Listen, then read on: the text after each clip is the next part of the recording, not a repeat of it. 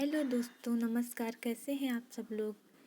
आज हम आप सब लोगों के सामने यूपीपीसीएस के सिलेबस को डिस्कस करने जा रही हूँ। अगर आप लोग यूपीपीसीएस की तैयारी कर रहे हैं तो आप सब लोगों को मैं सिलेबस को आसान भाषा में समझाने वाली हूँ। इससे ये फ़ायदा होगा, अगर आप लोगों को पता नहीं होगा कि क्या पढ़ना है, कैसे पढ़ना है, तो सही स्ट्रेटजी नहीं बन पाएगी। इसलिए सिलेबस को समझने में सबसे पहले और सबसे ज़रूरी स्टेप हैं, जैसे कि हम आप सब लोग के सामने डिस्कस करने जा रहे हैं। जैसे फ्री तथा मेंस के हिसाब से जीएस पेपर 1 से लेके जीएस पेपर 6 तक के सारे सिलेबस को डिस्कस करूँगी और जीएस पेपर फर्स्ट से इम्पॉर्टेंट टॉपिक के साथ। अगर हमें प्री के हिसाब से समझना है तो प्री में जैसे हिस्ट्री, पॉलिटी, इकोनॉमिक्स, ज्योग्राफी सबसे ज़्यादा पूछा जाता है। इसके साथ में करंट अफेयर्स भी होता है प्री के हिसाब से। अब आता है जीएस पेपर फर्स्ट मेंस के हिसाब से। तो जीएस पेपर फर्स्ट यानी कि मेंस में सबसे इम्पॉर्टेंट रोल होता है हिस्ट्री एंड ज्योग्राफी का। तो आज हम जीएस पेपर 1 के सिलेबस और उसके इम्पॉर्टेंट टॉपिक के बारे में डिस्कस करेंगे। तैयार हो दोस्तों? तो हम आप सब लोगों को आसान भाषा में बताते हैं। जैसे जीएस पेपर फर्स्ट में भारतीय संस्कृति के इतिहास में प्राचीन काल, आधुनिक काल, रूप, साहित्यों उसके महत्वपूर्ण पहलू शामिल होंगे। आधुनिक इतिहास में 1857 ईस्वी से 1941 ईस्वी तक की महत्वपूर्ण घटनाएं, व्यक्ति एवं समस्याएं आदि हैं। स्वतंत्रता संग्राम, इसके विभिन्न चरण और इसके विभिन्न भाग से इसमें अपना योगदान देने वाले व्यक्तियों का योगदान है, यानी कि चर्चित व्यक्ति। स्वतंत्रता के पश्चात देश के अंदर एकीकरण और पुनर्गठन 1965 ईस्वी तक। और विश्व इतिहास यानी वर्ल्ड हिस्ट्री पूरा है इसमें आज तक।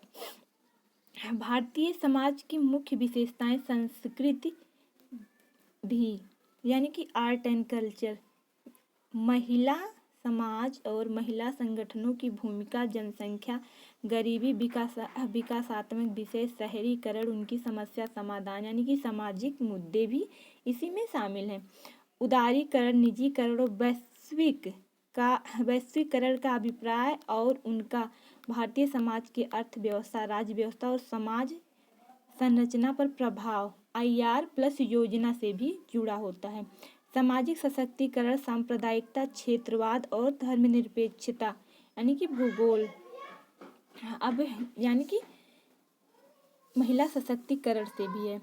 अब इसके ज्योग्राफी यानी कि विश्व के प्रमुख प्राकृतिक संसाधन का वितरण और भौतिक भूगोल की प्राकृतिक संसाधनों का वितरण या प्रमुख विशिष्टताएं, भारत के समुद्रिक संसाधन और उनकी संभाव्यताएं, मानव प्रवास, विश्व की शरणार्थी समस्या भारत उपमहाद्वीप के संदर्भ में, सीमाएं तथा भारतीय उपमहाद्वीप के संदर्भ में, जनसंख्या एवं अधिवास यानी कि मेंस में मानव विज्ञान एंड समुद्र विज्ञान इम्पॉर्टेंट है। अब आता है कि NCERT कैसे पढ़ें। तो हिस्ट्री अगर पढ़ना चाहते तो 6, 12 NCERT एंड ज्योग्राफी में अगर पढ़ना चाहते तो 11th और 12th NCERT मोस्ट इम्पॉर्टेंट होता है। आप सब लोगों को इम्पॉर्टेंट टॉपिक के बारे में बताते हैं। मोस्ट इम्पॉर्टेंट टॉपिक यानी कि हिस्ट्री में आधुनिक भारत, मध्यकालीन इतिहास, प्राचीन इतिहास, art and culture plus current affair, सामाजिक मुद्दे एवं महिला सशक्तिकरण को जोड़ के पढ़ा जाता है। मध्यकालीन इतिहास में आर्ट एंड कल्चर का ज़्यादा वेटेज होता है, जैसे हम्पी, विजयनगर, गुप्तकालीन स्थापत्य कला या संगीत प्लस करंट अफेयर को जोड़ के इनकी संस्कृत और सामाजिक उपलब्धियों को भी अच्छे से पढ़ा जाता है। प्राचीन इतिहास मोस्ट इम्पॉर्टेंट टॉपिक, वैदिक काल, गुप्त काल, मौर्य काल, जैन धर्म, बौद्ध धर्म, उत्तर वैदिक काल और नागर शैली। आधुनिक भारत के most important topic NCERT 9th तथा 10th मोस्ट इम्पॉर्टेंट होते हैं आधुनिक भारत के लिए। प्राचीन आर्ट एंड कल्चर 9th और प्राचीन भारत के सामाजिक मुद्दे भी, जैसे कि गरीबी, बेरोजगारी, आवास की कमी, निरक्षरता, जनसंख्या वृद्धि, असमानता, भ्रष्टाचार, आतंकवाद, घुसपैठ, बाल श्रम, श्रमिक असंतोष, महिलाओं के खिलाफ हिंसा, विवाह विच्छेद समस्या, मद्यपान, जातिवाद, अस्पृश्यता का समस्या तथा सामाजिक मुद्दे। ये भारत के सामाजिक मुद्दे के मोस्ट इम्पॉर्टेंट टॉपिक है। अब आते हैं इंडियन ज्योग्राफी पे। इंडियन ज्योग्राफी में सबसे पहले भौतिक भूगोल यानी भारत की भौगोलिक स्थितियों की विशेषता। भारत के भौगोलिक स्थितियां और उनकी विशेषताएं। भारत का स्थान, अक्षांशीय और देशांतरी स्थिति, मानक समय रेखा, इसके प्रभाव, भारत की भौगोलिक विभाजन, हिमालय और गंगा ब्रह्मपुत्र का महत्व, पर्वत और पठार मैदान, उत्तर के हिमालय उसके विभाजन, गंगा ब्रह्मपुत्र का मैदान, दक्षिण भारत के डेक्कन पठार, पश्चिमी और पूर्वी घाट, नदियों तथा जल संसाधन, मिट्टी और प्राकृतिक वनस्पतियां, भारत की जलवायु, मानसून मौसम और जलवायु क्षेत्र, जलवायु परिवर्तन और ग्लोबल वार्मिंग भी मोस्ट इम्पॉर्टेंट है। भारत के खनिज संसाधन भी, खनिज संसाधन, ऊर्जा संसाधन, जल संसाधन। भारत में कृषि, फसलें एवं कृषि के स्वरूप, हरित क्रांति और कृषि सुधार, सिंचाई और जल प्रबंधन, औद्योगिक भूगोल, उद्योग का वितरण, औषधीय नीतियाँ और उनका प्रभाव, परिवहन व संचार, परिवहन का विकास, संचार, सरकारी योजनाएं भी, जैसे कोई योजना, गंगा एक्शन प्लान, राष्ट्रीय जैव ऊर्जा मिशन या कोई भी मोस्ट इम्पॉर्टेंट टॉपिक, कृषि, मानसून, नदियाँ, खनिज संसाधन, विद मैप, यानी इंडियन ज्योग्राफी या वर्ल्ड ज्योग्राफी लें तो मोस्ट इम्पॉर्टेंट मैप होता है।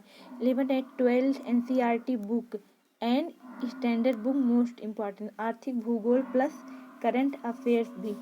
वर्ल्ड ज्योग्राफी भू आकृति विज्ञान यानी कि फर्स्ट, भूगोल में जलवायु विज्ञान, जैवमंडल यानी क्लाइमेटोलॉजी, जैवमंडल, मानव भूगोल, आर्थिक भूगोल विद मैप के साथ मोस्ट इम्पॉर्टेंट टॉपिक हुआ है भू आकृति विज्ञान, जलवायु परिवर्तन, महासागरों और समुद्री संसाधन, क्षेत्रीय असमानताएं और प्रवासन, आर्थिक गतिविधियां और वैश्विक व्यापार, तथ्यों और डेटा का प्रयोग plus current affair plus map के हिसाब से। भारत में शरणार्थी मुद्दे मानव विज्ञान का पार्ट है। मूल स्थान जैसे तिब्बत 1950 से, श्रीलंकाई तमिल, रोहिंग्या, अफगान शरणार्थी, म्यांमार आदि मूल निवासी हैं।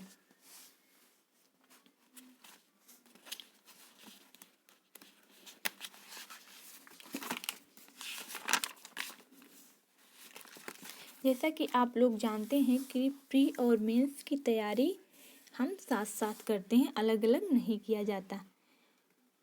अब बारी आती है कि मेंस में जीएस फर्स्ट में इम्पॉर्टेंट टॉपिक तो आप लोगों को डिस्कस कर दिया। अगर वीडियो अच्छी लगे तो चैनल को सब्सक्राइब, लाइक एंड शेयर कीजिएगा। थैंक यू दोस्तों, नमस्कार। अगले नेक्स्ट वीडियो में आप लोगों को जीएस फर्स्ट से इम्पॉर्टेंट टॉपिक एंड कैसे पढ़ना है, books and GS paper second के बारे में डिस्कस करेंगे। अगर आप लोगों को पसंद हो तो चैनल को लाइक एंड सब्सक्राइब कीजिएगा। नमस्कार, धन्यवाद, थैंक यू।